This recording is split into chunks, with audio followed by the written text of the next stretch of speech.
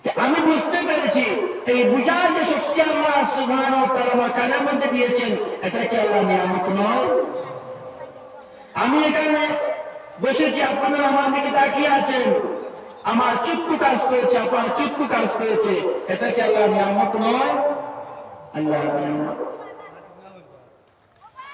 আমার জিহ্বাকে আমি সঞ্চালন করছি, আমার জিহ্বাকে আমি সঞ্চালন করছি, আমি আমার জিহ্বাকে আমি নাড়াচাড়া করছি, এর মাধ্যমে আমার কথা বের হচ্ছে, এটা কি আল্লাহ নিয়ামত নয়?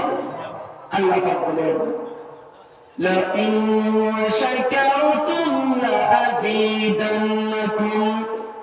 ও গোলাম, তুমি যদি আমি আল্লাহর নিয়ামতকে পাওয়ার পর এই নিয়ামতের শুকর আদায় করো, লাযীদান্নাকুম, আমি আল্লাহ পাক রব্বুল আলামিন ওই নিয়ামতকে আরো বৃদ্ধি করে দেব। সুবহানাল্লাহ।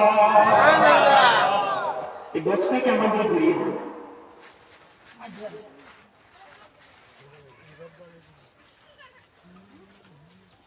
তাহলে এটা কি আল্লাহ নিয়ামত নয়? আল্লাহ নিয়ামত। ঠিক আছে, ঠিক আছে, ঠিক আছে, বসে পড়ো। তাহলে জান কি আল্লাহ নিয়ামত। করিমগঞ্জের যুবক ভাইয়েরা, আমার চাচারা, আমার বন্ধুরা, জন্মলগ্ন থেকে আল্লাহ পাক রব্বুল আলামিন এই চক্ষু নামক নিয়ামত আমাকে দিয়েছেন। আমি এই নিয়ামতকে আমি উপভোগ করতেছি। জন্মলগ্ন থেকে আল্লাহ সুবহানাহু ওয়া তাআলা আমাকে দাঁত দিয়েছেন। এখানে বৃদ্ধ বাবা যারা বসে আছেন, যাদের দাঁত নাই, তারা কিন্তু বুঝতে পারবে দাঁতের কতটুকু প্রয়োজন। রান্না করে যাওয়ার পর আমাদের সম্মুখে যদি সিনার মাংস দেওয়া হয়, গরুর সিনা কান্ত, গাভীর সিনার মাংস দেওয়া হয় আমাদের সম্মুখে, আমি তো টাস টাস করে রুটি দিয়ে খেয়ে ফেলবো। যদি আমার বৃদ্ধ চাচাকে দেওয়া হয়, এটা দাঁতটাকে খেতে পারবে কি? বলবে রে বাবা, তোর বয়সে আমিও খেয়েছিলাম, আমার তো আর দাঁতে কাজ করছে না, আর তো দাঁতে কাজ করছে না, খেতে পারছি না, কিন্তু আমার ওই যৌবনের কথা মনে পড়ে গেছে।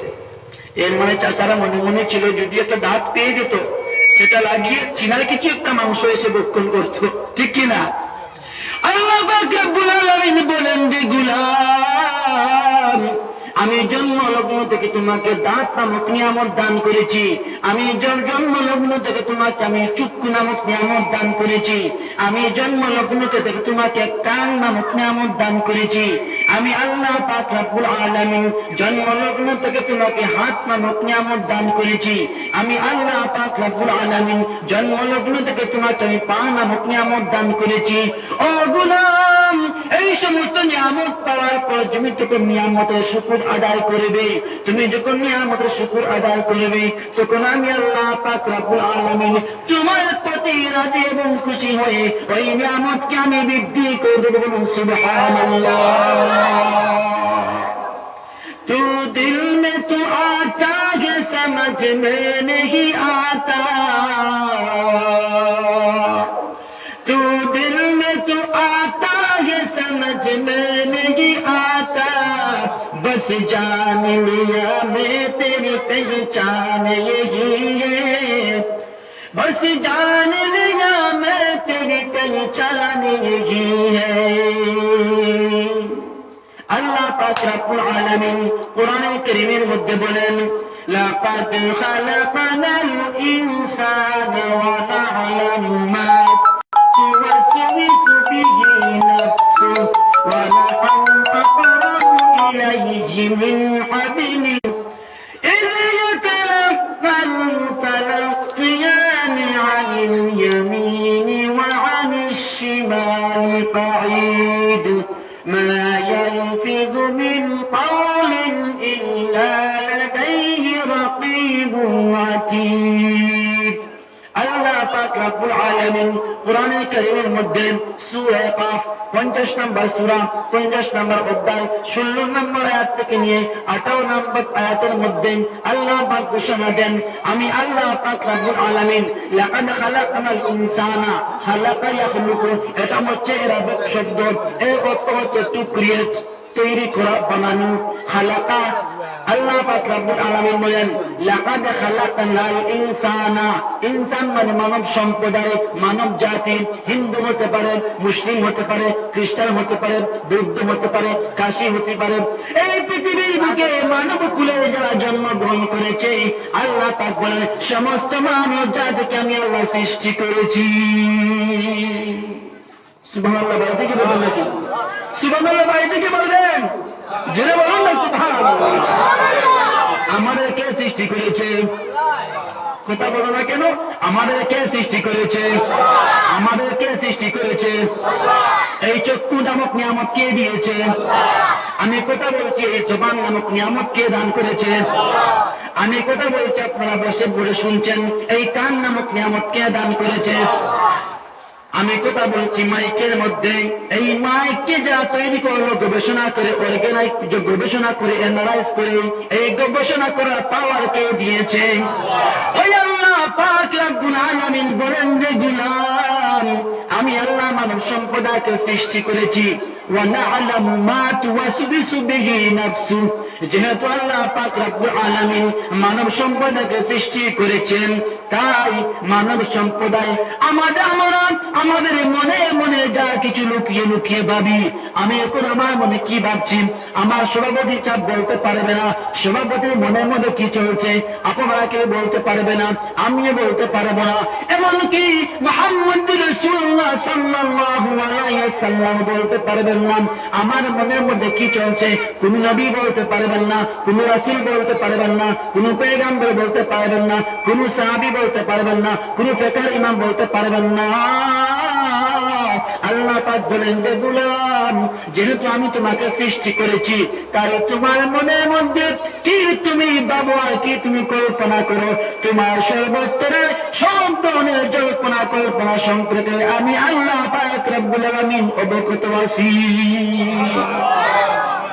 আল্লাহ পাক রব্বুল আলামিন বলেন ও গোলাম তুমি কি আমাকে দেখতে চাও তুমি কি আমার সঙ্গে সাক্ষাৎ করতে চাও তুমি কি আমার সঙ্গে কানেকশন যোগাযোগ করতে চাও তুমি কি আমার সঙ্গে তাল্লুক কায়েম করতে চাও আমি বললাম ও মালিক আমি তোমাকে দেখতে চাই ও আল্লাহ আমি তোমাকে দেখতে চাই মুসা পয়গম্বর আল্লাহ সুবহানাহু ওয়া তাআলাকে বলেছিলেন রাব্বি ইন্নী রাব্বি আয় আমার আল্লাহ হে আমার রব ইন্নী আরাক আমি তোমাকে দেখতে চাই আমি তোমার সঙ্গে মিটিং করতে চাই আমি তোমার সঙ্গে সাক্ষাৎ করতে চাই আল্লাহ পাক বলেন লাম তারানি তুমি আমাকে দেখতে পারবে না মুসা পয়গম্বর আল্লাহ পাক রব্বুল আলামিন কে আবার রিকোয়েস্ট করলেন ও আল্লাহ আমি কি তোমাকে দেখব না আমি কি তোমার সৃষ্টি নয় ও আল্লাহ আমি হচ্ছি সৃষ্টি তুমি হচ্ছ স্রষ্টা সৃষ্টি স্রষ্টাকে দেখতে চাই তুমি হচ্ছ আমার মালিক আমি হচ্ছি তোমার সার্ভেন্ট আমি হচ্ছি মুসা কালিমুল্লাহ ও মালিক আমি তোমাকে দেখতে চাই আল্লাহ বলেন লাম তারানি লাম একটা শব্দ এটাকে ইংরেজি বলা হয় নেভার কখনো না এটাকে আরবি গ্রামার অনুযায়ী কখনো না শব্দ ব্যবহারের জন্য বলা হয় আল্লাহ পাক বলেন লাম তারানি তুমি আমাকে দেখতে পারবে না তুমি আমার দর্শন লাভ করতে পারবে না মুসা পয়গম্বর আবার কাকুতি মিনতি করেন ও মালিক আমি তোমাকে দেখতে চাই মুসা পয়গম্বর বলেন দেখতে চাই আল্লাহ বলেন না দেখতে পারবে না মুসা পয়গম্বর আবার বলেন দেখতে চাই আল্লাহ পাক রব্বুল আলামিন বলেন এ মুসা এতবার তোমাকে আমি না করলাম তুমি আমাকে দেখতে পারবে না তারপর যদি মুসা আমি আল্লাহকে তোমার দেখার শখ থাকে তুমি যদি চাও আমি আল্লাহ দর্শন লাভ করতে তুমি তুর পাহাড়ে যাও সেখানে যাওয়ার পরে সিদ্ধান্ত নেওয়া হবে সুবহানাল্লাহ এখন মুসা পয়গম্বর ইনফরমেশন পেয়েছেন মুসা পয়গম্বর নিউজ পেয়েছেন সাক্ষাৎ হবে কার সঙ্গে বলুন সাক্ষাৎ হবে কার সঙ্গে জোরে বলুন সাক্ষাৎ হবে কার সঙ্গে সাক্ষাৎ হবে কার সঙ্গে প্রধানমন্ত্রীর সঙ্গে প্রধানমন্ত্রীর সঙ্গে আসামের মুখ্যমন্ত্রীর সঙ্গে বাংলাদেশের প্রধানমন্ত্রীর সঙ্গে জো বাইডেনের সঙ্গে আমেরিকার প্রধানমন্ত্রীর সঙ্গে সাক্ষাৎ হবে মুসা নবী আল্লাহর সঙ্গে মুসা নবী এবার আনন্দে মাতোয়ারা হয়ে গেলেন সঙ্গে সঙ্গে চলে গেলেন তুর পাহাড়ে তুরে সাইনা তুর পাহাড়ে চলে গেলেন। সেখানে যাওয়ার পর আল্লাহ পাক রব্বুল আলামিন তার নূরের তাজাল্লিকে কোটি কোটি কোটি কোটি ভাগ করে নূরের তাজাল্লিকে চুল পরিমাণ মনে করেন একটা সমুদ্রের মধ্যে, একটা সমুদ্রের মধ্যে আটলান্টিক মহাসাগরের মধ্যে যদি একটা সুই ঢুকানো হয়, আর ওই সুইয়ের আগার মধ্যে কতটুকু জল আসতে পারে, কতটুকু জল আসতে পারে, কতটুকু জল আসতে পারে, এটা কোন মেশিন দিয়ে গবেষণা করে বোঝানো যাবে না। এত কম পরিমাণ জল আসবে। আল্লাহ পাক রব্বুল আলামিনের নূরের তাজাল্লিকে lakh lakh crore crore million billion trillion ভাগ করে একটা ভাগ শুধুমাত্র তুর পাহাড়ের মধ্যে যখন আল্লাহ নিক্ষেপ করেন, তুর পাহাড়টা জলে ছাই হয়ে যায়, আর মূসা পয়গম্বর বেহুশ হয়ে জমিনে পড়ে যায়। এবং সুবহানাল্লাহ, লা তুদরিকুহুল আবসার, লা তুদরিকুহুল আবসার ওয়া হুয়াল লাতীফুল খাবীর। এ মূসা, আল্লাহ পাক রব্বুল আলামিন বলেন, আমাকে দেখা সম্ভব না তোমাদের চর্মচক্ষুতে। মূসা পয়গম্বর বেহুশ হয়ে জমিনে পড়ে গেলেন, বেহুশ হয়ে জমিনে পড়ে গেলেন। আল্লাহ দর্শন লাভ করতে পারলেন না। এখানে প্রশ্ন হলো, ও মালিক, আমরা নামাজ পড়ছি তোমাকে পাওয়ার জন্য। এই যে শাবান মাস, তারপর রমজান মাস, এই রমজান মাস আসছে, আমরা সকাল থেকে নিয়ে বিকাল পর্যন্ত উপবাস থাকবো আল্লাহ তোমার রাজি করার জন্য, তোমাকে রাজি করার জন্য, তোমাকে খুশি করার জন্য। ও মালিক, এখন তোমার সঙ্গে আমার কেমন করে সাক্ষাৎ করবো? আমার যখন যাদের সম্পদ বেশি হয়ে যায়, যার সম্পদের পার্সেন্টেজ বেশি হয়ে যায়, তার জীবনে একবার হজ করতে হয়। এই হজটা করা হয় আল্লাহ খুশির জন্য, আল্লাহকে পাওয়ার জন্য। আমরা হারাম জিনিস ভক্ষণ করতে পারি না, আমরা হারাম নির্দেশনা আমরা গ্রহণ করতে পারি না। কার জন্য? আল্লাহর জন্য। ও মালিক, এখন তোমাকে দেখতে চাই, এখন তোমার দর্শন লাভ করতে চাই। আল্লাহ পাক বলেন যে গোলাম, মূসা পয়গম্বর আমার দর্শন লাভ করতে পারেনি, তুমি আমার দর্শন লাভ করতে পারবে না। কিন্তু গোলাম, তুমি যে এখানে বসে বসে করিমগঞ্জের জমিনে বসে বসে যেখানে তাফসীর শুনছ, কোরআনে কারীমের আলোচনা শুনছ, আল্লাহ পাক রব্বুল আলামিন ফেরেশতাদেরকে দেখে বলেন যে ফেরেশতা, ওই যে করিমগঞ্জের মাহফিলের মধ্যে অনেক জনগণ বসে আছে, অনেক দায়ী সাহেবেরা মুরব্বীরা বসে আছে, এরা কেন বসে আছে? ফেরেশতারা বলবেন, ও মালিক, এরা বসে আছে শুধুমাত্র দুইটা উদ্দেশ্যে, আপনাদের মনে দুইটা উদ্দেশ্যে, আমার মনে দুইটা উদ্দেশ্য। একটা হচ্ছে জাহান্নাম থেকে বেঁচে থাকা, অপরটা হচ্ছে জান্নাতে যাওয়া, জান্নাতে যাওয়ার লোভ আর জাহান্নাম থেকে বেঁচে থাকার এই একটা উদ্দেশ্য নিয়ে বসে আছি। আল্লাহ ফেরেশতাদেরকে দেখে বলবেন, ও ফেরেশতা, ওই করিমগঞ্জের লোকেরা কি আমাকে দেখেছিল? ফেরেশতারা বলবেন না। ওই করিমগঞ্জের লোকেরা কি জাহান্নাম দেখেছিল? ফেরেশতা বলবেন না। ওই করিমগঞ্জের লোকেরা কি জান্নাতকে দেখেছিল? বলে না। ওই করিমগঞ্জের লোকেরা কেন বসে আছে? আয় আল্লাহ তাআলা, তোমার কোরআন থেকে আলোচনা হচ্ছে, এই কোরআনের আলোচনা বসে বসে শুনছে, তাহলে তারা কি মুহাম্মদকে দেখেছে? কাউকে দেখে নাই। যদি ফেরেশতা না দেখে যদি বিশ্বাস করে জান্নাতে যাইতে চায়, জাহান্নাম থেকে ভয় পায়, আমি আল্লাহর দর্শন লাভ করতে চাই, ও ফেরেশতা তোমরা সাক্ষী থাকো, তোমাদের সম্মুখে আমি ঘোষণা করে দিলাম, ওই যে মাহফিলে যে সমস্ত গুনাহগার বসে আছে, তাদের জীবনের গুনাহটাকে আমি আল্লাহ মাফ করে দিলাম। সুবহানাল্লাহ। আমার প্রিয় বন্ধুরা, আল্লাহ পাক রব্বুল আলামিন বলেন, শুধু তাই নয়, হে গোলাম, তুমি আমাকে দেখতে পারবে না, তুমি আমার দর্শন লাভ করতে পারবে না এই দুনিয়াতে, কিন্তু রে গোলাম, আমি আল্লাহ তোমার সঙ্গে ওয়াদা করলাম, আমি আল্লাহ তোমাকে আমি প্রতিশ্রুতি দিলাম, কাল কিয়ামতের দিন আমার নূরের পর্দাকে আমি সরিয়ে নেব, আমার নূরের পর্দাকে আমি সরিয়ে নেব, আমার নূরের কোনো পর্দা থাকবে না, আমার নূরের কোনো পর্দা থাকবে না, এই পর্দাগুলো আমি সরিয়ে নেব, সরিয়ে নেব, সরিয়ে নেব। ও গোলাম, তুমি আমাকে দেখতে পারবে তোমার প্রত্যক্ষ চোখে, আর আমি আল্লাহ তোমার সঙ্গে দেখা দিব। বলুন সুবহানাল্লাহ। আমি কোরআনে কারীমের আয়াত তিলাওয়াত করেছিলাম, আল্লাহ পাক রব্বুল আলামিন বলেছিলেন, লাকাদ খালাকনাল ইনসানা ওয়া না'লামু মা তুওয়াসওয়িসু বিহি নাফসু ওয়া নাহনু আকরাবু ইলাইহি মিন হাবলিল ওয়ারিদ। আল্লাহ পাক রব্বুল আলামিন বলেন, ও গোলাম, তোমার মনের মধ্যে যত জল্পনা রয়েছে, তোমার মনের মধ্যে যত কল্পনা রয়েছে, এই জল্পনা কল্পনা তোমার স্ত্রী জানতে পারবে না, তোমার কোনো ভাই জানতে পারবে না, তোমার কোনো সন্তান জানতে পারবে না, তোমার কোনো সন্তানই জানতে পারবে না, তোমার কোনো বন্ধু বান্ধব জানতে পারবে না, পাড়ার লোকেরা জানতে পারবে না, কোন মেশিনের মাধ্যমে তাকে প্রকাশ করা যাবে না। আমি আল্লাহ পাক রব্বুল আলামিন তোমার অন্তরে সমস্ত খবর জানি। আরো বলেন আল্লাহ পাক রব্বুল আলামিন বলেন, ও গোলাম, আমি তো আমাদের এখানে একটা রোগ রয়েছে, এই নাকি একটা রোগ রয়েছে, এই রোগ হচ্ছে আমাদের একদম আমাদের ব্রেইনের, আমাদের মাইন্ডের সবচেয়ে নিকটতম অবস্থান হচ্ছে এই রোগ। এই রোগ যখন মানুষের ছিঁড়ে যায়, মানুষ স্ট্রোক হয়ে মারা যায়, এই পৃথিবীতে সে থাকতে পারে না। আল্লাহ পাক রব্বুল আলামিন বলেন, ও গোলাম, আমি আল্লাহ তোমার থেকে দূরে নয়। তুমি করিমগঞ্জের জমিনে থাকলে কি হবে, তুমি ত্রিপুরা জমিনে থাকলে কি হবে, তুমি হাইলাকান্দের জমিনে থাকলে তুমি কি হবে, তুমি আমেরিকার জমিনে থাকলে তুমি কি হবে, তুমি বার্মার জমিনে থাকলে কি হবে, তুমি ফিলিপাইনের জমিনে থাকলে তুমি কি হবে, তুমি বাংলাদেশের জমিনে থাকলে তুমি কি হবে, তুমি আলবানিয়ার জমিনে থাকলে তুমি কি হবে, তুমি সোমালিয়ার জমিনে থাকলে কি হবে। ও গোলাম, তোমার এই যে রোগ রয়েছে, সে রোগ বলা হয়, এই সে রোগ তোমার যতটুকু ব্রেইনের নিকটে রয়েছে তার চাইতে লক্ষ লক্ষ কোটি কোটি কোটি কোটি গুণ নিকটে আমি আল্লাহর অবস্থান বলছি। সুবহানাল্লাহ। ওই আল্লাহ পাক রব্বুল আলামিন বলেন, ও গোলাম, আমি তোমাদের কেন সৃষ্টি করেছি, আমি তোমাদের কেন তৈরি করেছি। আল্লাহ, তুমি কেন আমাদেরকে সৃষ্টি করলে, কিবা তোমার উদ্দেশ্য, কিবা তোমার ইন্টেনশন, তুমি কি উদ্দেশ্য নিয়ে আমাদেরকে সৃষ্টি করেছ। আল্লাহ উদ্দেশ্যটা আল্লাহ লুকিয়ে রাখেন নাই, আল্লাহ উদ্দেশ্যটা আল্লাহ গোপনে রাখেন নাই। আল্লাহ সুবহানাহু ওয়া তাআলার উদ্দেশ্যটাকে আল্লাহ তুমি সুন্দর করে তিনি ক্লিয়ার করে ঘোষণা দিয়েছেন। আল্লাহ পাক বলেন, لقد خلقنا الإنسان والجن।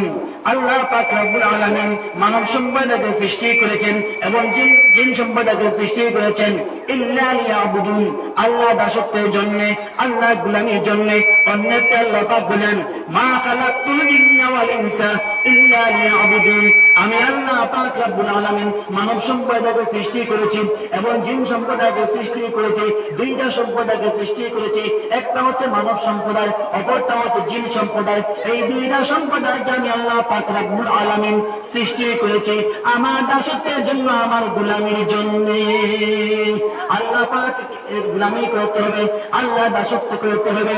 আমার প্রাণপ্রিয় বন্ধুরা, করিমগঞ্জের বাইরেরা, যদি আমরা আল্লাহ পাক রব্বুল আলামিনের দাসত্ব করতে হয়, আমরা কোথায় গিয়ে শিখিব?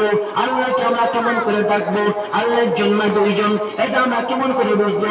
আমাদের কোরআন পড়তে হবে, কোরআন কোথায় গিয়ে শিখবো? আমাদের হাদিস জানতে হবে, এটা কোথায় গিয়ে জানবো? এটা জানবো গিয়ে মক্তবে, এটা জানবো গিয়ে মানে মাদারিসে। এই জন্য আমার প্রিয় বন্ধুরা, কোরআন যারা জানে তাদের সঙ্গে আমাদের সম্পর্ক থাকবে। থাকবে কি থাকবে না? থাকবে কি থাকবে না বলুন? যারা কোরআন জানে তাদের সঙ্গে আমাদের সম্পর্ক স্থাপন করতে হবে। যারা কোরআনের যাদের কাছে রয়েছে কোরআনের জ্ঞান, যাদের কাছে রয়েছে হাদিসের জ্ঞান, যাদের কাছে রয়েছে কোরআনের জ্ঞান, তাদের সঙ্গে আমরা সম্পর্ক রাখবো কিনা? যাদের কাছে রয়েছে কোরআনের কারীমের জ্ঞান, তাদের সঙ্গে আমরা সম্পর্ক রাখবো কি রাখবো না? ইমামের সঙ্গে সম্পর্ক রাখবো কি রাখবো না? ইমামের বেতন বাড়াবো কি বাড়াবো না? বাড়াবো কি বাড়াবো না? এই প্রশ্নে কিন্তু শুভ আস্তে আস্তে জবাব দেন। ইমামের বেতন বাড়াবো কি বাড়াবো না? অবশ্যই বাড়াবো। বর্তমানে মসজিদে ইমামের বেতন কত? এই মসজিদে ইমামের বেতন কত? ইমাম সাহেবের কি বউ বাচ্চা নাই? আপনারা বলুন, 5,000 কি একটা পরিবারে চলতে পারে? বলুন ভাই। সবাই প্রোগ্রামটি খুব ভালোই চলছে, জোরদার চলছে। ইমামের যদি খবর না রাখি, কেমন তুমি আল্লাহ আমাকে আটকাবে, আপনাকে আটকাবে। আমাকে বলবে ত্রিপুরা থেকে সুভাষ করে হাদিয়া নিয়ে চলে গেলে, ইমামের দিকে তুমি লক্ষ্য করলে না, জাহান্নামে কেসে দিয়ে আমাকেও কাটবে, আপনাকে কাটবে। 5,000 টাকা দিয়ে ইমাম চলে? 5,000 টাকা দিয়ে ইমাম চলে কি? বলুন ভাই, পরিষ্কার চলবে কি? চলবে না।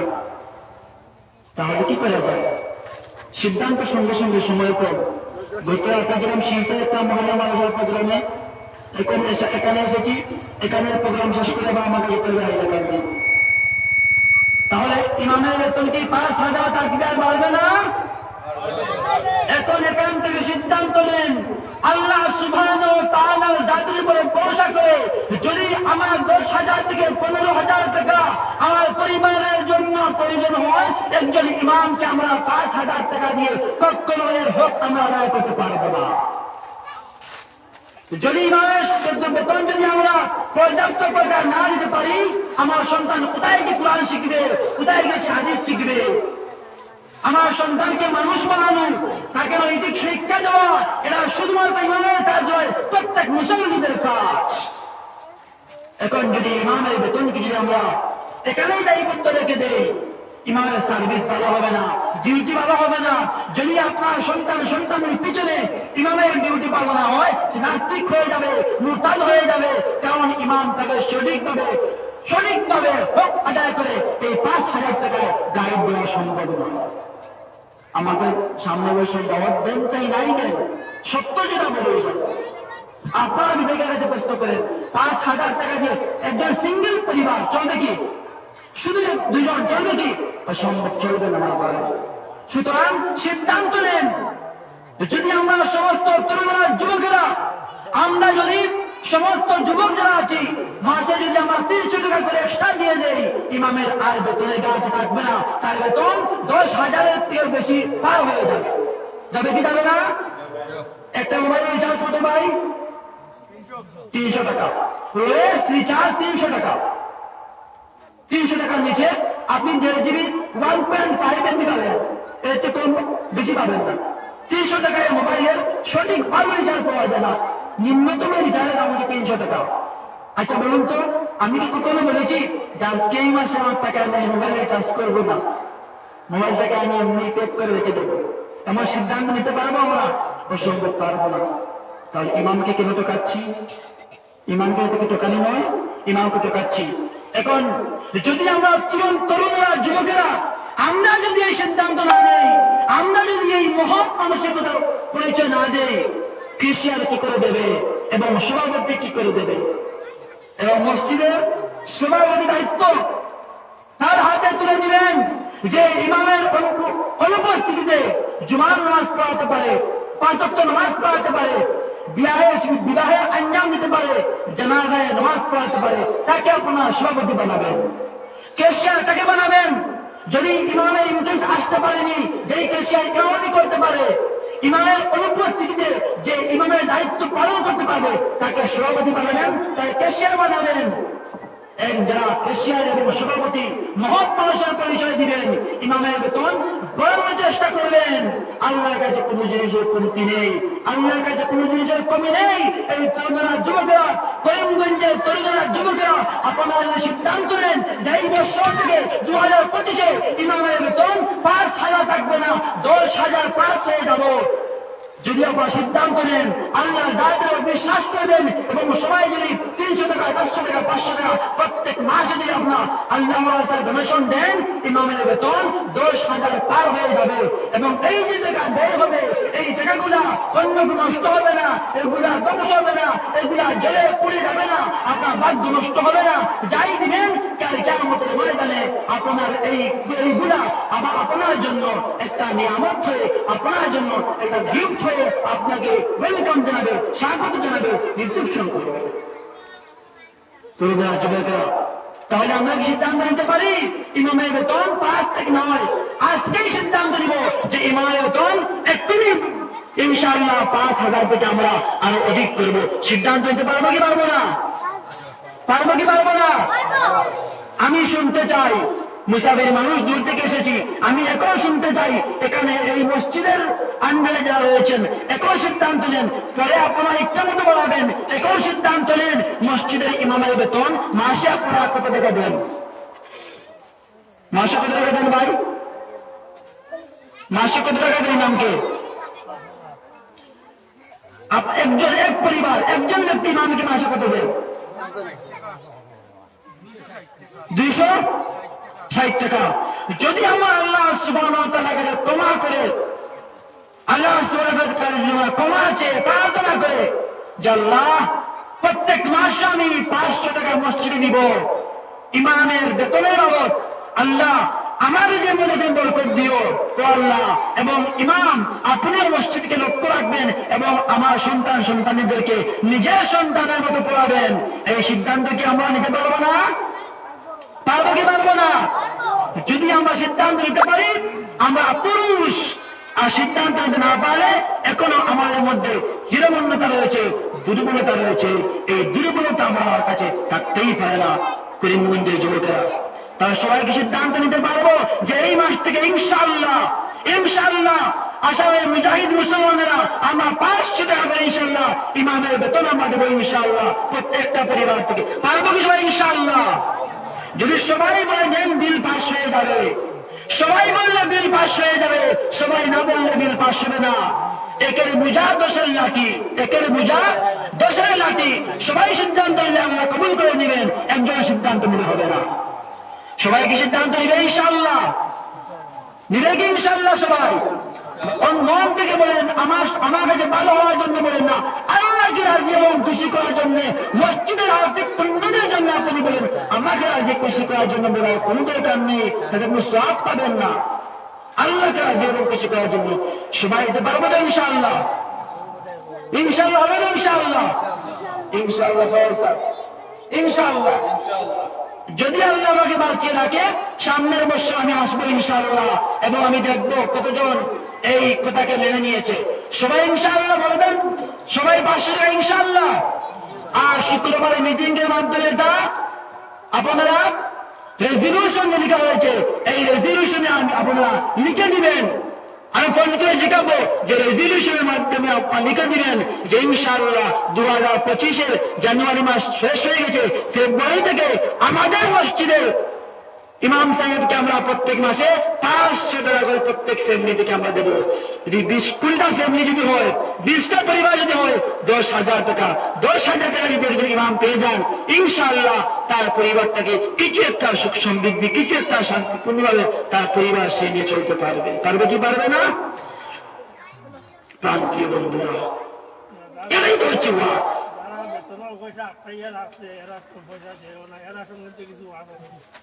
আচ্ছা, খুব ভালো কথা। যারা বেতন আপনারা আটকে রেখে দিয়েছেন, বেতন দিচ্ছেন না, ভাই বেতন দেন। আপনার বেতনের মাধ্যমে একজন ইমাম চলছে, আপনার বেতনের মাধ্যমে একটা মসজিদ চলছে। এখন যদি আপনি দেবেই 500 টাকা বা যত টাকা দেন, এগুলো যদি আপনি আটকে রেখে দেন, একটা মসজিদ চলবে কি করে? একটা মসজিদ চলবে কি করে? একজন ইমাম চলবে কি করে? একটা মসজিদ চলতে পারবে না, একজন ইমাম চলতে পারবে না। তাই আপনারা যারা বেতন আটকে রেখেছেন এই বেতনগুলা দিয়ে দেন, এবং ইমামদের প্রতি আপনারা শ্রদ্ধা করেন, ভক্তি করেন, তাদেরকে ভালোবাসেন, তাদের যে সমস্ত জিনিসের প্রয়োজন জরুরত এগুলো আপনারা দিবেন। আমার প্রাণের প্রিয় বন্ধুরা, ইমামকে ছোট মনে করবেন না। ইমামকে সাধারণ কোন শিক্ষকদের সঙ্গে আপনি করেসপন্ডিং করবেন না, মিলাবেন না। যদি আপনার ইমাম যদি তোমার সন্তানকে যদি আলিফ বা তা অ্যারাবিক বর্ণমালা যদি শিক্ষা দিয়ে থাকে, একজন প্রাইমারি স্কুলের শিক্ষক থেকে অনেক উপরে, আপনার ইমামকে আপনারা ছোট মনে করবেন না।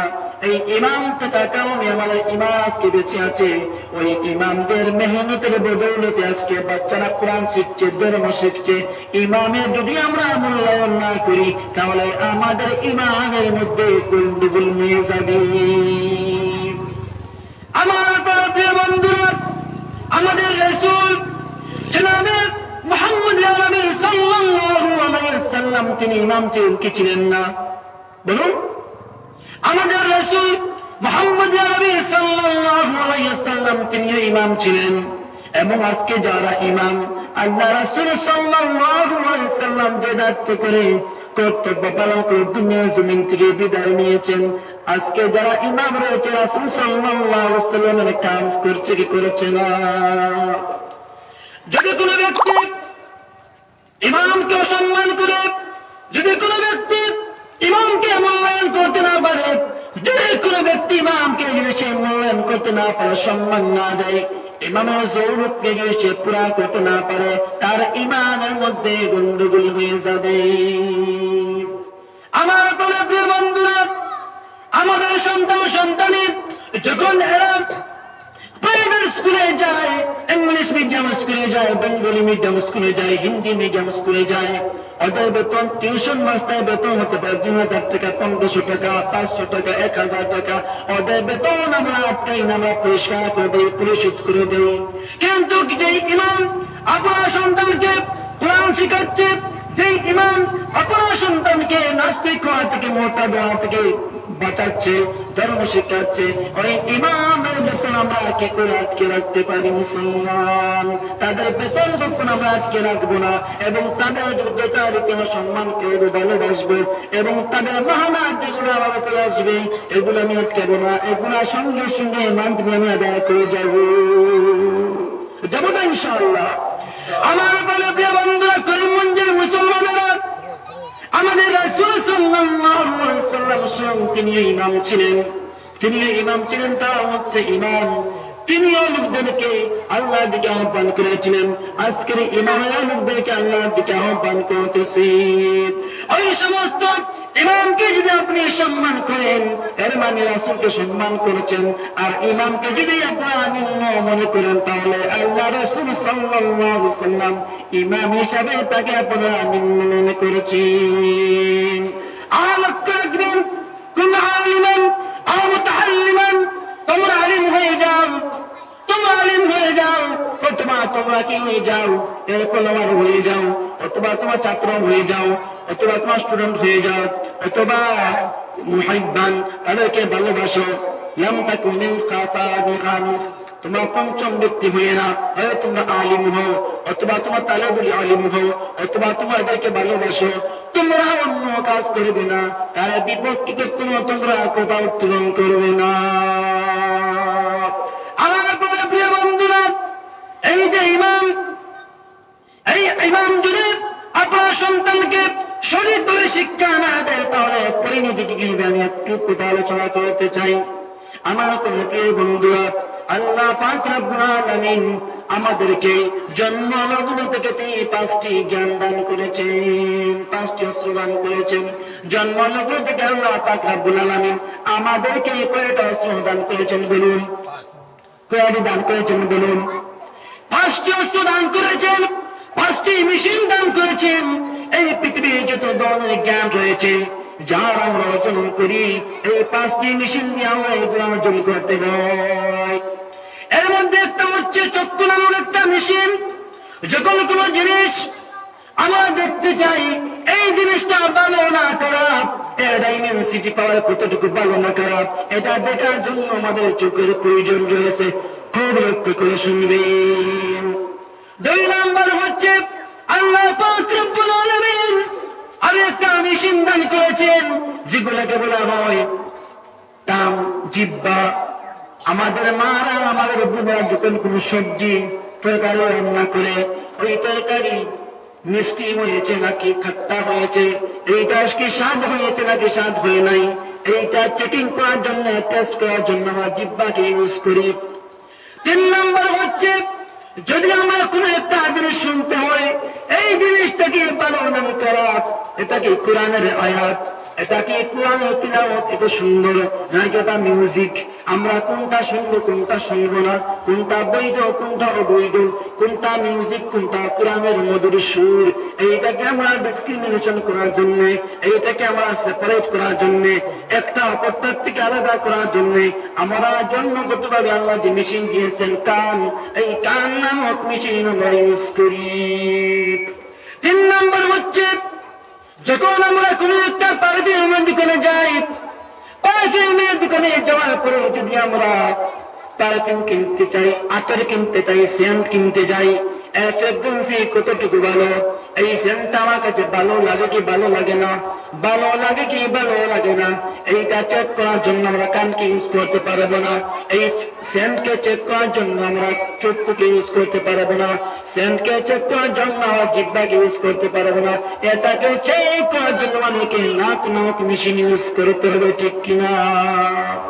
5 নম্বর হচ্ছে কোন একটা জিনিস এটা কি শক্ত নাকি সফট, এই জিনিসটা চেক করার জন্য আমাদের হাতকে ইউজ করতে হবে। এটা কি শক্ত নাকি নরম, এটা কি শক্ত নাকি নরম, এটা চেক করার জন্য আমাদের কান কাজ করবে না, আমাদের চক্ষু কাজ করবে না, আমাদের জিহ্বা কাজ করবে না, আমাদের কান কাজ করবে না, আমাদের হাত কাজ করতে হবে এবং হাতের মাধ্যমে টাচ করে বুঝতে পারবো এটা নরম নাকি শক্ত। আল্লাহ পাক রব্বুল আলামিন মানব সম্প্রদায়কে জন্মলগ্ন থেকে এই 5 প্রকারের মেশিন তিনি দান করেছেন। এর চাইতে বাইরে কোন মেশিন মানুষের নেই। আমার করিম মঞ্জুরের বাইরা, এখন আমার প্রশ্ন মনে মনে জাগলো, আপনারা জানেন আল্লাহ তো একজন না দুইজন? আল্লাহ একজন না দুইজন? তুমি কি দেখেছো কি দেখো নাই? দেখো নাই। বিশ্বাস করলে কি করে? বিশ্বাস করলে কি করে? এই পৃথিবীর 7টা আকাশ রয়েছে আর 7টা জমিন রয়েছে, এটা তুমি কি দেখেছিলে? তুমি কি দেখেছিলে? তাহলে বিশ্বাস করলে কি করে? আল্লাহ একজন, আল্লাহ একজন। একম ব্রাহ্মণ দেবতা নাচতে, নেহনা নাচতে কিনছেন। একম ব্রাহ্মণ হিন্দু বাইবেল মন্ত্র বলছে একম ব্রাহ্মণ। ব্রাহ্মণ হচ্ছেন একজন, আল্লাহ হচ্ছে একজন। আল্লাহ দুইজন নয়, তিনজন নয়। আল্লাহ কোন ফটো নেই, আল্লাহ কোন ফটোগ্রাফি নেই, তার কোন ইমেজ নেই, তার কোন প্রতিমা নেই, তার কোন মূর্তি নেই। আল্লাহ হচ্ছেন একক এবং অদ্বিতীয়। এই কথা আপনি কোথায় পেলেন? আপনি বিশ্বাস করলেন কি করে? আপনি যে কোনদিন চোখে দেখেন নাই, আপনি শুধুমাত্র শুনেছেন, শুনে বিশ্বাস করলেন কি করে? এখন যদি কোন ব্যক্তি এসে বলে আমেরিকার মধ্যে আমার 2টা তাদের নিজস্ব সূর্য দেখে এসেছি, ওই 2টা সূর্য আমেরিকাকে আলো দেয়, আমেরিকার লোকেরা আমাদের সূর্য দেখতে পাই, ওই সূর্য তারা ইউজ করে না, তাদের পার্সোনাল 2টা সূর্য রয়েছে। আপনারা বিশ্বাস করবেন না? করবেন কি করবেন না? আপনারা করবে না? তাহলে একটু সূর্য পৃথিবীর জমিনে আছে, এটা আপনি বিশ্বাস করেন কেন? আপনি চোখে দেখেছেন। যদি আপনি চোখে দেখে বিশ্বাস করেন আর না চোখে না দেখে বিশ্বাস করেন না, আমার প্রশ্ন হলো জান্নাত আছে কিনা? আসতে বলেন, জান্নাত আছে কিনা? জান্নাত আছে কিনা? জাহান্নাম আছে কিনা? আল্লাহর পয়গম্বর এই দুনিয়াতে এসেছিলেন, সত্য কি মিথ্যা? প্রমাণ কি দেখাও আমাকে। দেখাতে পারবে? পারবে? এই যে জান্নাত জাহান্নাম, ঈমান আকীদা এর সম্পর্ক, এই জ্ঞান যদি, এই ধরনের জিনিস যদি আমাদেরকে বিশ্বাস করতে হয়, এই পাঁচটা যে সূরা আল্লাহ পাক আমাকে দিয়েছেন, এগুলো আমাদের চলবে না। আল্লাহ একজন না দুইজন, চুপ বলতে পারবে না। এই চুপ নামক মেশিন এরা বলতে পারবে না। জান্নাত আছে কিনা? জিহ্বা নামক মেশিন কাজ করবে না, নাক নামক মেশিন কাজ করবে না, কান নামক মেশিন কাজ করবে না, জিহ্বা নামক মেশিন কাজ করবে না, হাত নামক মেশিন কাজ করবে না। যদি আল্লাহ সুবহানাহু ওয়া তাআলার অস্তিত্বকে বিশ্বাস করতে হয়, 6 নম্বর আর একটি মেশিনের প্রয়োজন আছে কিনা? এটাকে বলা হয় ইলমে ওয়াহী। 6 নম্বর মেশিনের নাম কি বললাম? ইলমে ওয়াহী, ওয়াহীর জ্ঞান। আমার প্রিয় বন্ধুরা, ইলমে ওয়াহীর জ্ঞান এরকম ধরনের জ্ঞান, ইলমে ওয়াহীর জ্ঞান কোন স্কুলে দেওয়া হয় না, ইলমে ওয়াহীর জ্ঞান কোন ইউনিভার্সিটি দেওয়া হয় না, ইলমে ওয়াহীর জ্ঞান কোন কম্পিউটার সেন্টারে দেওয়া হয় না, ইলমে ওয়াহীর জ্ঞান কোন কোচিং সেন্টারে দেওয়া হয় না। এই ইলমে ওয়াহীর জ্ঞান দেওয়া হয় মাকাতিবে এবং মাদারিসে। বলুন সুবহানাল্লাহ। যখন আমাদের সন্তানের কাছে এই ধরনের প্রশ্ন আসে থাকে, জান্নাত আছে জাহান্নাম আছে, আল্লাহ হচ্ছেন একজন, এর প্রমাণ কি? আমরা তো চোখে দেখতে পারলাম না, আমরা কানেও শুনলাম না, নিজের কানেও শুনলাম না, নিজের চোখে দেখলাম না, জিহ্বা দিয়ে টেস্ট করতে পারলাম না, আমরা কান দিয়ে কোনো গ্রামও পাইলাম না, আমরা চোখ দিয়ে দেখতে পারলাম না, হাত দিয়ে স্পর্শ করতে পারলাম না, আমরা বিশ্বাস করবো কি করে? এই প্রশ্নের জবাব যখন তারা খুঁজে পায় না, তখন মুসলমানেরা নাস্তিক মুরতাদ হয়ে যায়। বলুন নাউযুবিল্লাহ। আমার প্রিয় বন্ধুরা, এই যে ইলমে ওয়াহীর জ্ঞান কোনো মাস্টার দিতে পারবে না, ইংলিশের কোনো মাস্টার ইলমে ওহীর জ্ঞান দিতে পারবে না, বেঙ্গলের কোনো মাস্টার ইলমে ওহীর জ্ঞান দিতে পারবে না, সায়েন্সের কোনো মাস্টার ইলমে ওহীর জ্ঞান দিতে পারবে না, মেডিকেলের কোনো মাস্টার ইলমে ওহীর কোনো জ্ঞান দিতে পারবে না। ইলমে ওহীর জ্ঞান তারা দিতে পারবে যারা মাদ্রাসার মধ্যে লেখাপড়া করেছে, যারা আলিম সমাজ, তারা শুধুমাত্র ইলমে ওহীর জ্ঞান দিতে পারবে। বলুন সুবহানাল্লাহ। ইলমে ওহীর জ্ঞান যদি আপনার সন্তানদেরকে দেওয়া না হয়, আপনার সন্তানের নামে থাকে মুসলমান, কাজে কর্মে এসেও নাস্তিক মুরতাদ হয়ে যাবে। নাউযুবিল্লাহ। আমার মনে প্রিয় বন্ধুরা, এজন্য আমরা বলতে চাই, ইমাম সাহেবরা যারা ইলমে ওহীর জ্ঞান শিক্ষা দিচ্ছেন, আপনার সন্তানকে, আপনার ছেলেকে, মেয়েকে এরা ইলমে ওহীর জ্ঞানের মাধ্যমে আপনার সন্তানকে পারফেক্ট এবং পরিপূর্ণ একজন মুসলমান সে বানাচ্ছে। বলুন সুবহানাল্লাহ। আমার বন্ধুরা, ইলমে এলাহি বোঝানো হচ্ছে ইলম মানে জ্ঞান। ইলমে এলাহি আল্লাহর কাছ থেকে আসা জ্ঞান, আল্লাহর কাছ থেকে আসা জ্ঞান। এই জ্ঞানটা মক্তবের মধ্যে শিক্ষা দেওয়া হয়, এই জ্ঞানটা মাদ্রাসার মধ্যে শিক্ষা দেওয়া হয়। সুতরাং যে ব্যক্তি ইলমে এলাহির জ্ঞান লোকদেরকে যারা বন্টন করবে, দিতে থাকবে, তাদের যদি আমরা আজকে সম্মান না করি সর্বদিকে, কাল কিয়ামতের ময়দানে আপনাকে আল্লাহ সুবহানাহু ওয়া তাআলা আসামের কাঠ করে দাঁড় করিয়ে দেবে, এতে কোনো সন্দেহ নেই। ওই যে আপনি জানেন সালমান রুশদি, তাসলিমা নাসরিন, এরা মুসলমান খুব উচ্চ শিক্ষায় শিক্ষিত লোক ছিল, এরা খুবই জ্ঞানী পণ্ডিত ছিল। তাসলিমা নাসরিনের এত বেশি জ্ঞান ছিল ইংলিশ ল্যাঙ্গুয়েজের উপর, ইংলিশ ভাষার উপর তাসলিমা নাসরিন এত বেশি জ্ঞান ছিল। তারপরে সে মুসলমান হয় নাই, নাস্তিক হয়ে গেল। ও বাবারা, সে কেউ নাস্তিক হয়ে গেল, তাই কি টাকার অভাব ছিল? না, সে কেউ নাস্তিক হয়ে গিয়েছিল, তার কি জ্ঞানের অভাব ছিল? না, টাকার অভাব ছিল না, জ্ঞানের অভাব ছিল না, কিছুর অভাব ছিল না। অভাব ছিল সে মক্তবের মধ্যে ইলমে ওহীর জ্ঞান সে অর্জন করে নাই। আর যারা ইলমে ওহীর জ্ঞান কোন মক্তব অথবা মাদ্রাসার ইমামের কাছ থেকে শিখবে না, তারা কখনো মুসলমান হতে পারবে না। তারা যদি মুসলমান নাম পরিচয় দিয়ে থাকে, সে মুরতাদ হওয়ার আশঙ্কা রয়েছে। বুঝেন বাবা, বুঝতে পেরেছেন? এজন্য ইমামদেরকে সম্মান করবেন। আর বেতন পাওয়া হয়ে গেছে তোমার 500 টাকা, হয়ে গেছে ইনশাআল্লাহ। আমার প্রিয় বন্ধুরা, আল্লাহ রাসূল জনাব মুহাম্মদ রাসূলুল্লাহ সাল্লাল্লাহু আলাইহি সাল্লাম এই ইলমে এলাহির জ্ঞান লোকদের মধ্যে তিনি বন্টন করতেন, লোকদেরকে দেখে বুঝাতেন। ও বান্দা, ও আল্লাহর গোলাম, তুমি আসো, বলে দাও লা ইলাহা ইল্লাল্লাহ তুফলিহু। তুমি সাক্ষী দিয়ে দাও, তুমি অন্তর দিয়ে বিশ্বাস করো এবং জবান দ্বারা সাক্ষী দাও আল্লাহ হচ্ছেন একজন, তিনি ছাড়া কোনো মাবুদ নাই, আমি হচ্ছে আল্লাহ সর্বশেষ রাসূল। যদি তুমি এই কলিমার স্বীকৃতি তুমি দিতে পারো, আল্লাহ সুবহানাহু ওয়া তাআলা অবশ্যই তোমাকে জান্নাতের মেহমান বানাবেন। বলুন সুবহানাল্লাহ। অন্যত্র আল্লাহ পাক রব্বুল আলামিন কোরআনে কারীমের মধ্যে বলেন, ইন্নাল্লাযীনা ক্বালু রাব্বুনা আল্লাহ সুম্মা ইসতাকামু তাতানাজ্জালু আলাইহিমুল মালাঈকা আল্লা তাখাফু ওয়া লা তাহজানু ওয়া আবশিরু বিল জান্নাতি আল্লাতী কুনতুম তু'আদুন। আল্লাহ বলেন, ইন্নাল্লাযীনা ক্বালু রাব্বুনা আল্লাহ, অবশ্যই নিঃসন্দেহে যারা আল্লাহকে রব বলে মেনে নিয়েছে, আল্লাহকে যারা স্রষ্টা বলে মেনে নিয়েছে, আল্লাহকে যারা রব বলে মেনে নিয়েছে, তাদের জন্য কোনো ভয় নেই, তাদের জন্য কোনো চিন্তা নেই।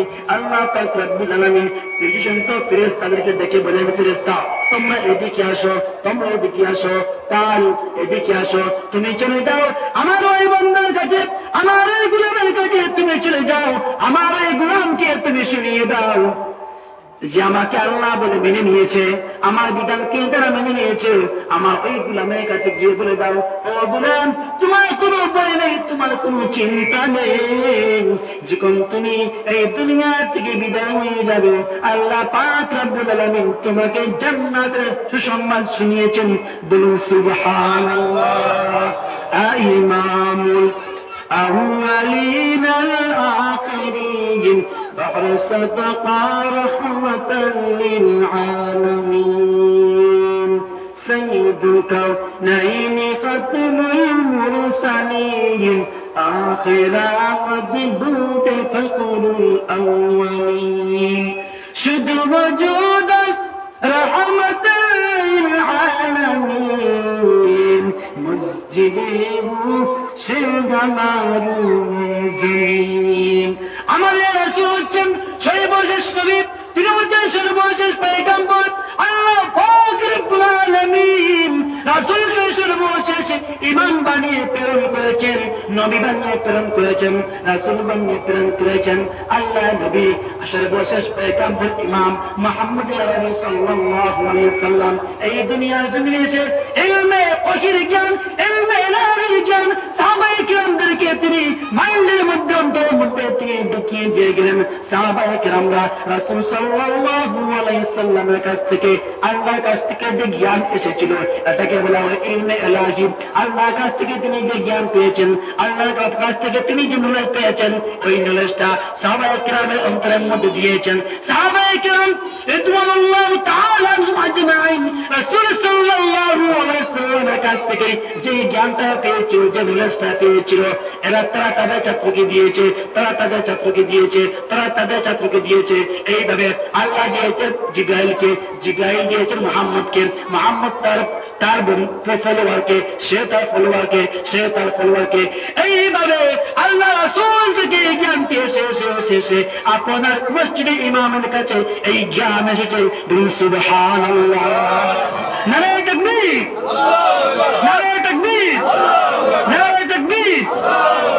আমার প্রিয় বন্ধুরা, এই ইলমের জ্ঞান অর্জন করেছিলেন ইমাম আবু হানিফা, যার নিকনেম, ডাকনাম হচ্ছে ইমাম আবু হানিফা। তার আসল নাম হচ্ছে নুমান বিন সাবিত। নুমান বিন সাবিত ইমাম আবু হানিফাকে আল্লাহ পাক রব্বুল আলামিন ইলমে ইলাহির জ্ঞান এতটুকু দিয়েছিলেন, এতটুকু দিয়েছেন। আল্লাহ পাক রব্বুল আলামিনের হাবিব সাল্লাল্লাহু আলাইহি সাল্লামকে তিনি স্বপ্ন যুগে দিদার হয়েছিল। ইমাম আবু হানিফা রাহমাতুল্লাহি আলাইহি ফিকহ ইমামের মধ্যে তিনি হচ্ছেন নাম্বার 1। বলুন সুবহানাল্লাহ। ইমাম আবু হানিফা রাহমাতুল্লাহি আলাইহি উনার কাছে এত বেশি ইলমে ইলাহি ছিল, এত বেশি ইলমে ইলাহি ছিল, এত বেশি ইলমে ইলাহি ছিল। রাসূল সাল্লাল্লাহু আলাইহি সাল্লামের ফিকহ শাস্ত্রের উপর তিনি পণ্ডিত ছিলেন। তার পণ্ডিত্য উপরে আজ পর্যন্ত তার পরের লোকেরা কেউ তার পণ্ডিতদেরকে কবুল করতে পারে নাই, সম্পূর্ণভাবে তারা তার কবুল করতে পারে নাই, গ্রহণ করতে পারে নাই। তার সমকক্ষ আর কেউ হতে পারে নাই।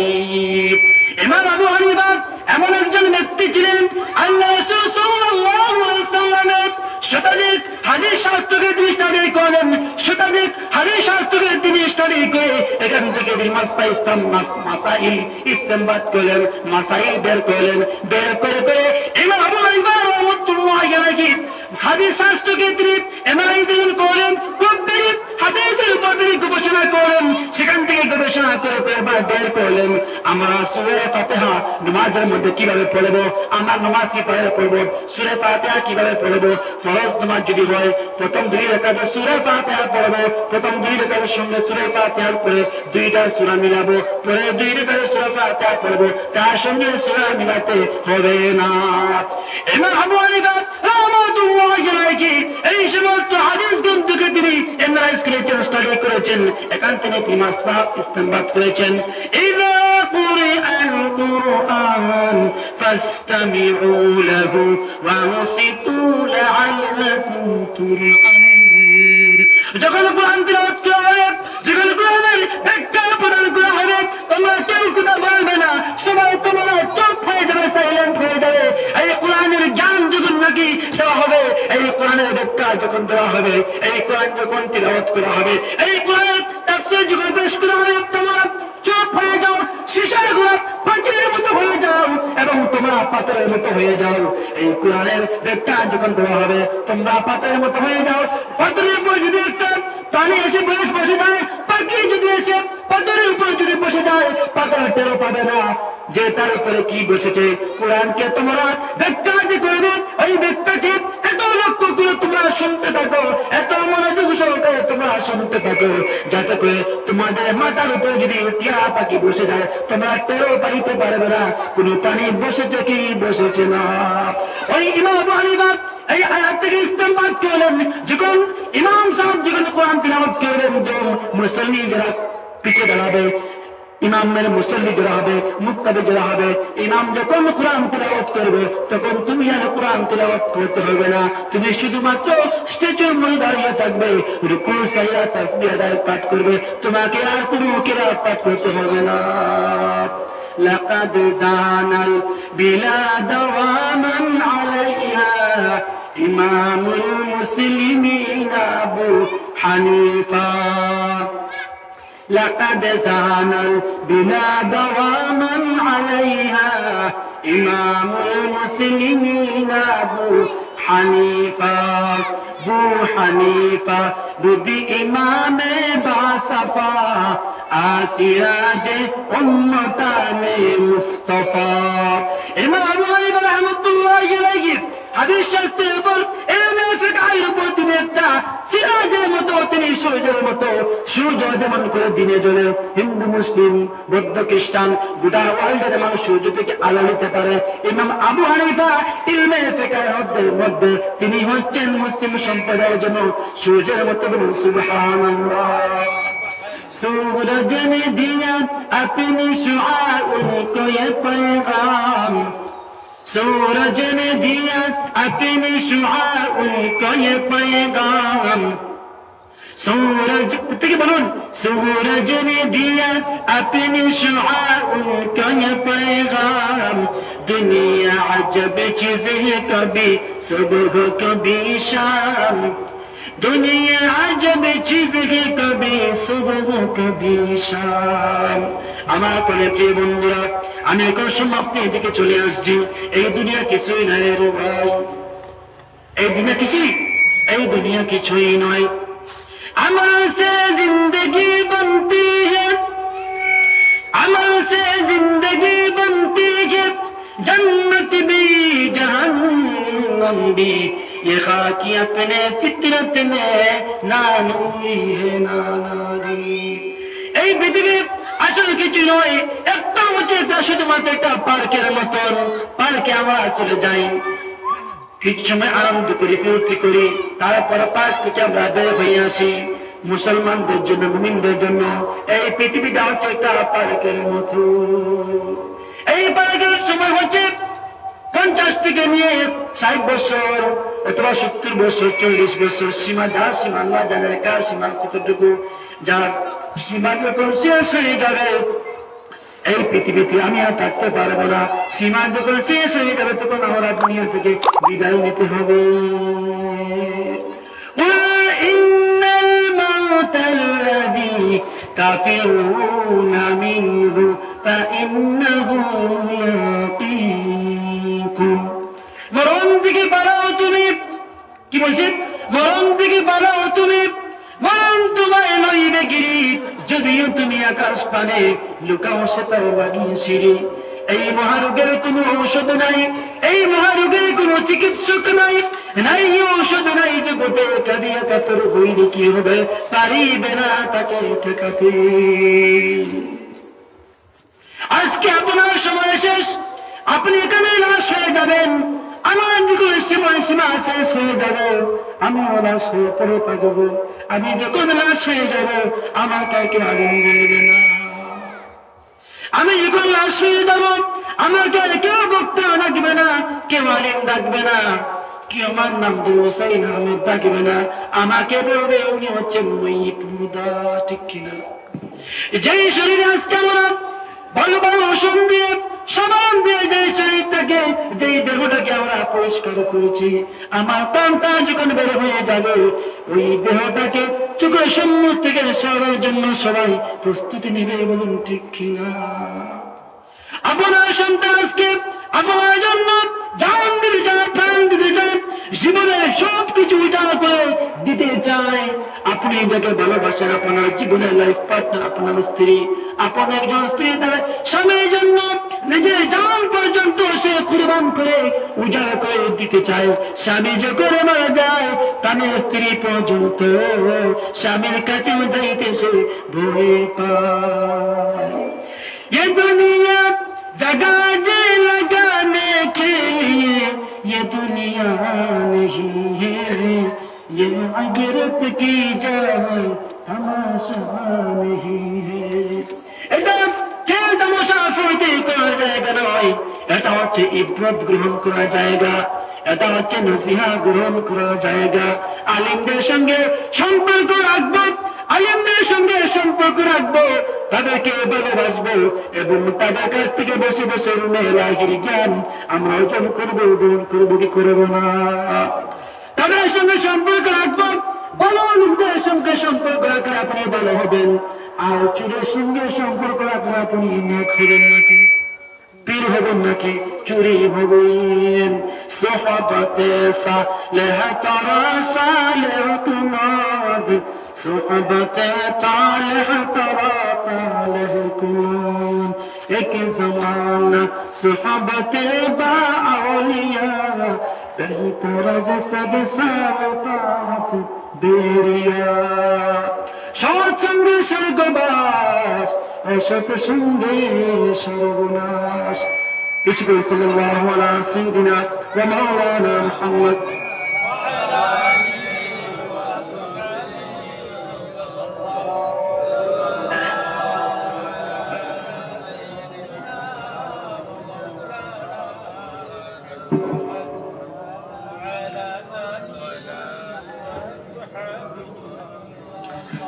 صلى الله على سيدنا مولانا محمد وعلى آله وصحبه وسلم.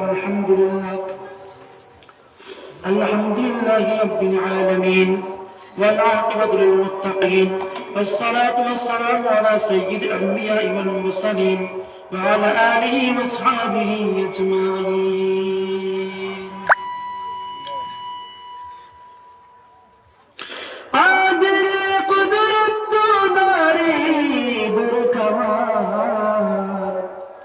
أنت حسبي أنت ربي أنت ذو الجلال.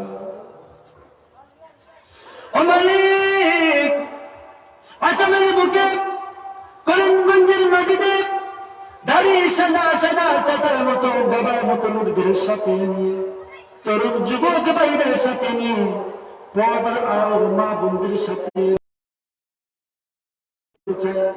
মুসাফিরের দোয়াকে আপনি ঘুরিয়ে দেব না। ও মালিক, এই মাহফিলে অংশগ্রহণ করেছে যারা টাকা দিয়েছে, পয়সা দিয়েছে, শ্রম দিয়েছে, আল্লাহ আমার মা বোনেরা তাদের রান্নাঘর থেকে ছোট ছোট কিছু কিছু হাতিয়া উপহার দান দিয়ে সাহায্য করেছে। তাহলে কিয়ামতের দিন মুসিবতের সময় এই মাহফিল আমাদের সকলের জন্য নাজাত রসিলের কবুল করে নিও আল্লাহ। ও মালিক, আমরা জানি না কার কাপড়ের কাপড় করিমগঞ্জের বাজারে এসে গেছি। ও মালিক, আমি জানি না কে যেন সামনের প্রোগ্রামে এখানে এসে উপস্থিত হতে পারবে না। আমি জানি না মালিক কোন আল্লাহর গোলাম গত বছর অন্য প্রোগ্রামে ছিল, আজকে সে 3 হাত মাটির নিচে চলে গেছিল। ও মালিক, জীবনে অনেক গুনাহ করেছি, জন্ম থেকে আজ পর্যন্ত মিথ্যা কথা বলেছি, অনেক ফরজ তোমার ছেড়ে দিয়েছি, অনেক ফরজ রোজার মধ্যে আল্লাহ গাফলত করেছি।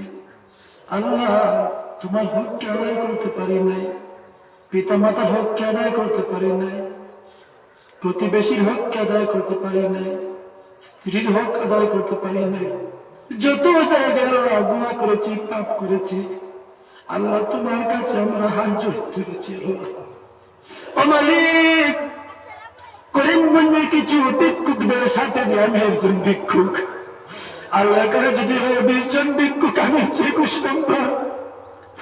এখানে যদি হয় 40 জন ভিক্ষুক, আমি হচ্ছে 40 নম্বর ভিক্ষুক। এখানে যদি হয় 50 জন ভিখারি, এখানে যদি হয় 50 জন ভিক্ষুক, আমি হচ্ছে 51 নম্বর ভিক্ষুক।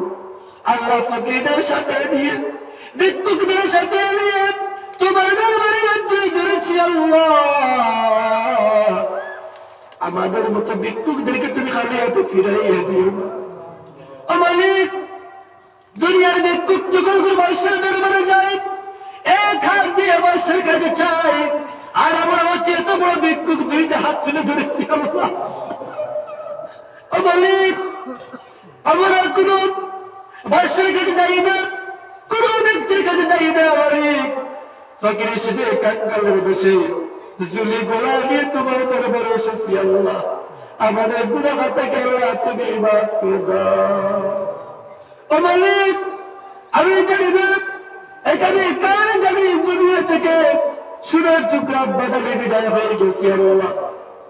আল্লাহ, আমি জানি না কার জানি সোনার টুকরা বাদাম দুনিয়া থেকে বিদায় হয়েছে আল্লাহ। অনেক বাবারা বসে আছেন, যাদের বাবা সকালবেলা ঘর থেকে বের হয়ে যায়, আর সন্ধ্যাবেলা মাথার গাম পায়ের পাতায় ফেলে কিছু টাকা রুজি করে আনে। যখন সন্তানের মুখে বৃষ্টি হাসি দেখে বাবা দিয়ে সমস্ত গাম বেড়ে হয়েছে, কথাগুলো বলে যায়।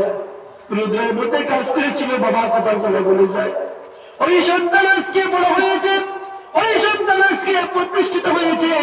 কিছু একটা আঙ্গুলের জোড়া কমরা আপেল কিনে বাবার কাছে নিয়ে গিফট হিসাবে দিবে, কিন্তু কাকে দিবে? ঘরে যাবার পরে বাবার পুরানো কাপড় ছাড়া আর কিছুই নেই। এমন দুদিন বাবা যার 3 রাত মাটির নিচে অন্ধকার কবরে শুয়েছে আল্লাহ, ওই বাবার কবরকে তুমি জান্নাতের বাগান বানাইয়া দাও। আমাদের জনম দুঃখের মা মায়ের গর্বে ধারণ করেছেন। যে কোনো মায়ের গর্বে ছিলাম, পাড়া সবাই ঘুমিয়ে যায়, বাবা ঘুমিয়ে যায়, বোন ঘুমিয়ে যায়, সবাই ঘুমিয়ে যায়। রাত 1টার দিকে 2টার দিকে হাঁটু দিয়ে মায়ের পেটে আঘাত করেছি। মা বেতা শুরু হয়ে গেছে, আর ঘুমাতে পারে না। ঘরে সবাই ঘুমিয়ে ঘুমিয়ে রাত কাটাচ্ছে, আর মা দাঁড়িয়ে দাঁড়িয়ে হেঁটে হেঁটে রাত কাটাচ্ছে। প্রসবের সময় মা এত কষ্ট করেছে, নিজের স্বামীকে ডেকে এনে কানে কানে বলে, আমার বোনের স্বামী অনেক ভুল করেছি, অনেক গুনাহ করেছি, আমাকে তুমি ক্ষমা করে দিও।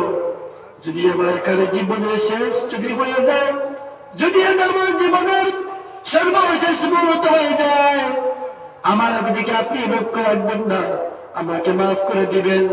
আর যে নতুন একজন মেহমান পৃথিবীর জমিনে আসবেন, তাকে তুমি ভালো করে খেয়াল করিও।